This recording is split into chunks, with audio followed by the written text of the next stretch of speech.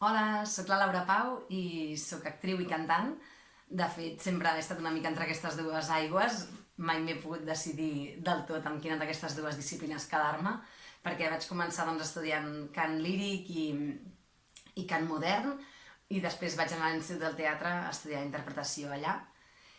I després també me'n vaig anar a Londres a estudiar Shakespeare, que va ser una època molt productiva perquè després he acabat fent molts Shakespeares al llarg de la vida. I de fet em vaig quedar a Londres treballant també en una companyia d'allà que fèiem teatre com postmodern, i també en una altra companyia que vaig conèixer a Londres però que eren polonesos perquè eren actors de l'antiga companyia Cricot 2 de Tadeusz Kantor i segueixen una mica la seva línia. Llavors vaig estar un temps girant per Europa amb ells i fent espectacles que eren molt físics, molt poètics, molt visuals, i jo allà també feia de cantant. Però finalment vaig tornar cap a Barcelona perquè al final sempre tira a Barcelona, i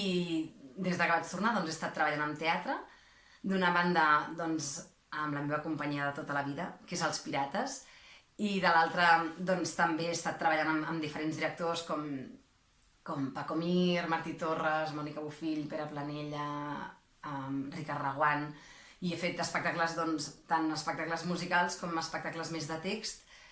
tot i que moltes vegades sempre acabo cantant també els espectacles de text.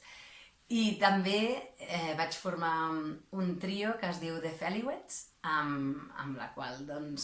fem espectacles que utilitzen la música i l'humor per parlar de temes com el feminisme, per exemple, en el nostre últim espectacle, que es diu Aquelarre, i encara estem de gira. En realitat, a mi el que m'agrada més de ser actriu és poder crear personatges i aconseguir que el públic empatitzi amb ells, però per la meva part, diguéssim, egoistament, el que m'agrada és transformar-me en diversos personatges, si pot ser dintre del mateix espectacle, dintre del propi espectacle, fer diversos personatges i transformar-me a través de la veu, del cos, de l'energia de cada personatge.